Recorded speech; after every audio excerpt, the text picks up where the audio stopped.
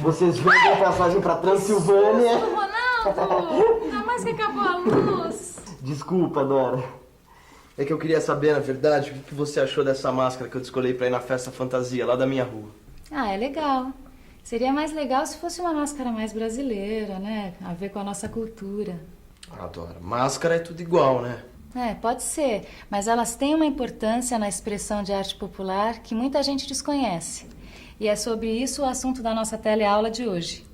Na teleaula de hoje você vai saber para que servem as máscaras, vai saber qual a importância delas na história da arte e vai conhecer algumas máscaras tradicionais da cultura brasileira. Se você também está curioso para saber que histórias se escondem por trás de uma máscara, fique de olho, porque a nossa teleaula de hoje está começando.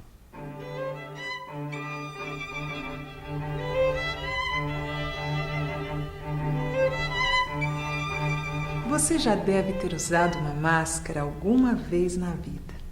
Numa festa, na escola ou numa brincadeira de rua. Se isso ainda não aconteceu, pelo menos você já sabe, já deve ter visto o que é uma máscara. Desde o início dos tempos, todos os povos do mundo fazem e utilizam máscaras das formas mais variadas. De povo para povo, as máscaras assumem os mais variados significados. Mas a gente precisa saber como tudo começou. Há mais de 2000 anos, onde hoje é o México, viviam os toltecas, uma civilização anterior à dos astecas. O deus dos toltecas era Quetzalcoatl, a serpente emplumada, que ficava muito feliz com oferendas de pássaros, borboletas e serpentes. Um dia, um dos reis toltecas se embriagou e deitou com a própria irmã. Esmagado de culpa, o rei se adornou de plumas, enfiou uma máscara verde e dançou. Depois, acendeu uma fogueira e se sacrificou. Mas que história triste, hein, Vicente? É, e você entendeu o dilema? Como é que o rei ia se apresentar ao deus Quetzalcoatl sem corpo? Afinal de contas, ele se queimou na fogueira e sua alma ficou sem corpo, tá certo? Ah, então foi por isso que ele se enfeitou de plumas e vestiu a máscara verde. Isso mesmo. É para isso que servem as máscaras, Gil. Elas são o corpo da alma.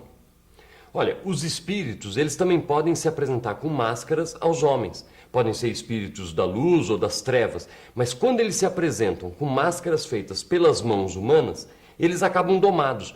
O deus Quetzalcoatl, por exemplo, ele tem essa cara porque os artistas daquela civilização o viam assim.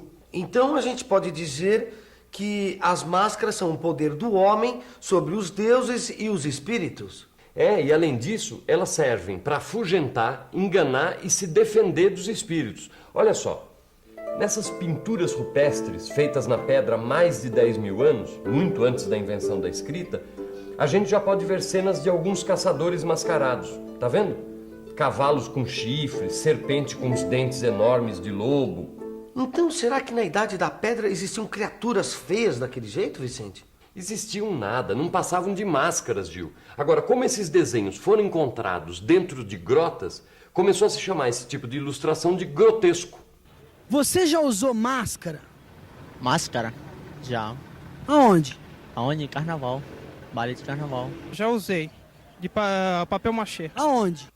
Uma escola, uma vez, teve um tipo de um trabalho de teatro e a gente resolveu fazer. Na Grécia Antiga, a máscara chamava-se persona.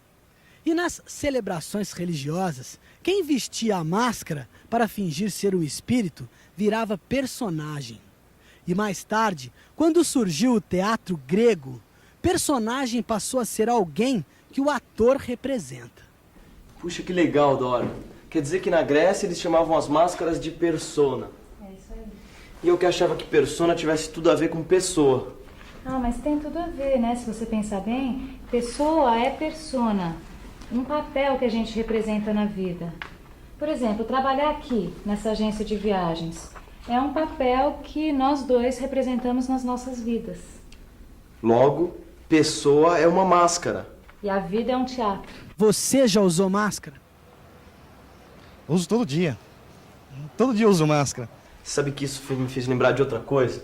Uma vez eu fui levar as passagens na casa daquele cliente seu. Sabe aquele bigodudo de óculos? Ah, sei, o Antônio. Enquanto eu esperava ele assinar os protocolos, eu reparei numa máscara horrível que ele tinha na parede da sala dele. Será que ele quer espantar as visitas? Não, Ronaldo, as pessoas usam as máscaras também como adorno, para enfeitar a casa, para as visitas admirarem. Aqui como a gente fez na agência. A máscara de cavalhada é usada em cortejos de cavaleiros em Alagoas e Goiás. Ela representa o combate entre cristãos e mouros no fim da Idade Média. Essa é a máscara do bicho Jaraguá, um dos personagens do Bumba Meu Boi. E essa aqui é a máscara de Shiva, um deus hindu que representa o princípio da destruição e é adorado como criador e sustentador do mundo. Máscara, Gil, é arte aplicada, como a arquitetura, o artesanato, por exemplo. Ah, eu já entendi. Se essa arte estiver na nossa casa, como uma pintura, por exemplo, como a música ou como uma escultura, ela não é arte aplicada, ela é simplesmente arte. É isso mesmo. Os quadros que a gente tem aqui, por exemplo, eles estão aqui só para a gente usufruir da arte deles. Essa é a única função deles. Outra coisa que eu observei, Vicente, que esses quadros aí que estão na parede são assinados pelos artistas. Agora, as máscaras que a gente viu até agora não têm assinatura. É que normalmente os fazedores de máscaras tradicionais não assinam a sua obra. Nas sociedades arcaicas, então, isso não acontece de jeito nenhum. As sociedades indígenas são um tipo de sociedade arcaica. Ali a coletividade é tudo e o indivíduo não é nada. Uma pessoa não é só ela, é ela mais os antepassados e os descendentes.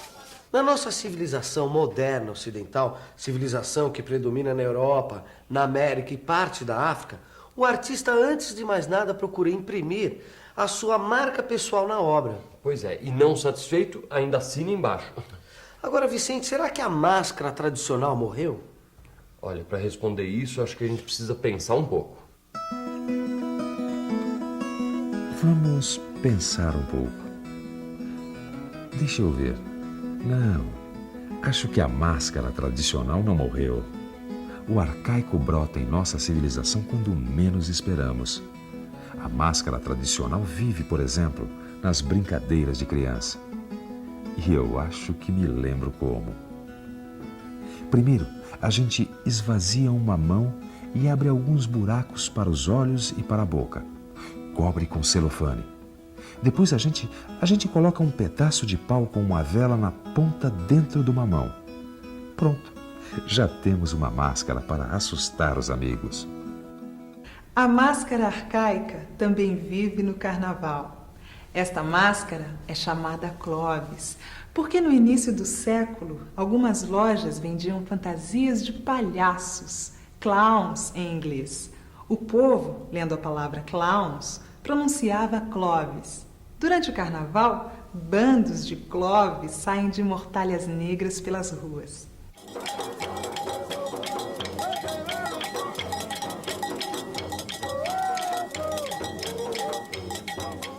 Você conhece algum personagem de história em quadrinhos que use máscara?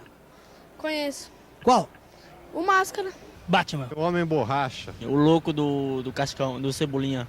A máscara arcaica de conjurar assombrações e invocar espíritos também está viva nos super-heróis. Batman e Robin vestem a máscara que encarna o espírito da justiça. Já a máscara do Capitão América representa a América invencível. E a máscara do Zorro, zombando sempre do Sargento Garcia, significa a esperteza. Paris, França. Oi, pessoal. Eu estou adorando Paris. A cidade tem um museu mais legal do que o outro. Mas o museu que eu mais curti até agora foi o Museu Picasso. Pablo Picasso foi um dos fundadores da pintura moderna no começo do século. O seu quadro Les Demoiselles d'Avignon ajudou a iniciar uma revolução na história da pintura. Nele, todo o conjunto é vivo, dramático, selvagem, principalmente por causa de máscaras africanas usadas pelas figuras que compõem a obra. Bom, depois eu escrevo contando mais. Olha aqui, Vicente, o quadro Les Demoiselles d'Avignon, do Picasso. Olha como é bonito. É bonito, né? E tem uma história muito interessante, olha só. No começo desse século, o Museu Trocadéro, em Paris, comprou uma coleção de máscaras. Eram máscaras africanas, máscaras dos índios norte-americanos, os peles vermelhas, e máscaras feitas em algumas ilhas do Oceano Pacífico, a Oceania. O jovem Pablo Picasso visitou a exposição e saiu de lá impressionado. Interpretou que as máscaras não eram como as outras esculturas. Eram coisas mágicas, intercessoras, mediadoras. Estavam contra os espíritos desconhecidos e ameaçadores. Se identificou tanto com as obras que logo depois ele expôs o quadro Les Demoiselles d'Avignon. Repare que as figuras da direita do quadro usam máscaras africanas semelhantes à da exposição que Picasso visitou.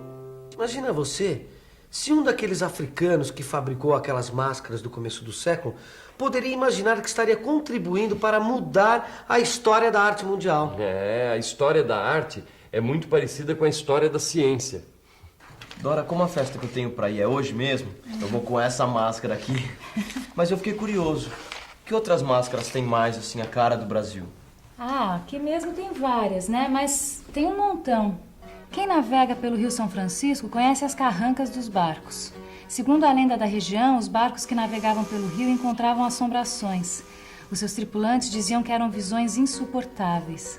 Para resolver o problema, os barcos passaram a navegar exibindo nas proas monstros mais feios ainda. Crinas de cavalo, olhos de demônio, orelhas de morcego, dentes de dragão. E entre os fazedores de carrancas, o mestre Francisco Guarani foi o mais conhecido. Puxa, Dora, eu acho que você tem razão, viu? A gente tem que valorizar mais aquilo que está próximo da nossa realidade, né? Eu agora tô lembrando de um monte de máscara que representa um pouco da nossa cultura. Máscaras de carnaval, de palhaço de reis, máscaras de fandangos, que são as festas populares de norte a sul do Brasil. E até máscaras para criticar o governo. A própria maquiagem é um tipo de máscara, né? Só que uma máscara de adorno. Nem sempre as máscaras servem para se comunicar com o além. Às vezes é para comunicação entre os homens mesmo. Os toltecas diziam que antes de se sacrificar, o rei conversou com a serpente emplumada e entrou dançando na fogueira. Talvez quisesse provar que só a morte da serpente libere a pluma, o pássaro espiritual que há em nós. Para falar com Deus, punha a máscara e fazia uma voz. Para responder, punha outra máscara e fazia outra voz.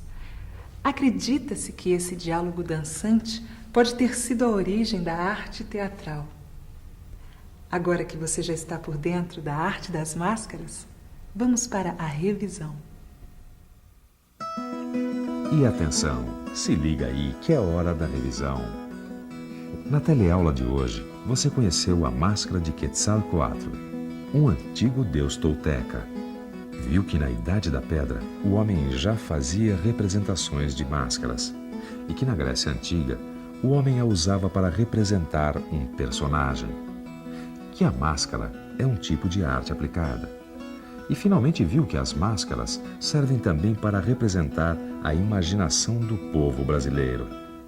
Bom, agora que você aprendeu bastante sobre as máscaras, é hora de dar uma olhada no seu livro de estudos. Agora, não vai ficar esnobando os outros só porque você aprendeu que a arte da máscara é uma expressão do comunitarismo. Senão, o pessoal vai acabar te chamando de mascarado. Até a próxima.